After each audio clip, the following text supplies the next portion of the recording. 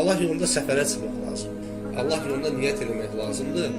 Ayağın, əynində olan libasın Allah yolunda toza bulaşmalıdır. Allah Azza və Cəllə ayət-i kərimdə buyurur ki, Estağfirullah. Kuntum ummetun uxricət linnəs. Siz insanlar içərisindən çıxarılmış ən xeyirli ümmətsiniz. Niyə görə deyirəm? Biz 5 vaxt namaz qılırıq, Ramazanda oruç tuturuq, malımız yetərlidirsə zəkat veririk deyə. Nəyə görə dediyini Allah Subhanahu növbəti ləfzə bildirir və buyurur ki, Tə'muruna bil ma'ruf və tənhavuna anil munkar. Çünki yaxşılığı əmr edib pislikdən çəkindirirsiniz.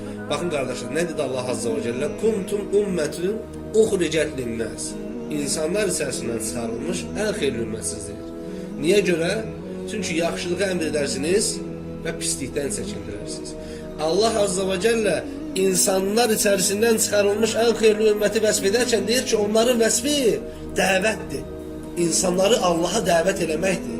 İnsanları üzərlərində olduqları münkərdən çəkindirməkdir. İnsanları yönəlmək istəyib də yönələ bilmədikləri o xeyirlərə yönləndirməkdir. Boş qalmış insanlara bir vəzifə verməkdir. Onları xeyirdə işlətməkdir. Özləri də həmçinin onların yanında həmin xeyirdə işləmələridir. Allah Subhanahu bunları edən adamları ümmət-i Muhammedə daxil edir. Deyir ki, sən özünü ümmət-i Muhammeddən əgər sayırsansa, onların vəsfi tə'muruna bil ma'ruf və tənhavuna anil munkar. Onlar yaxşılığı əmr edən pislikdən çəkindirir.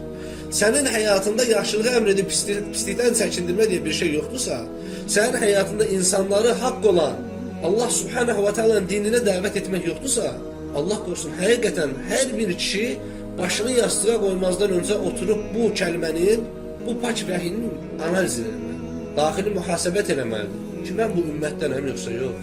Mən insanların içərisindən çıxarılan bu ümmətdənəm, yoxsa mən elə o qalan aşağı keyfiyyətsiz təbəqənin içindəyəm.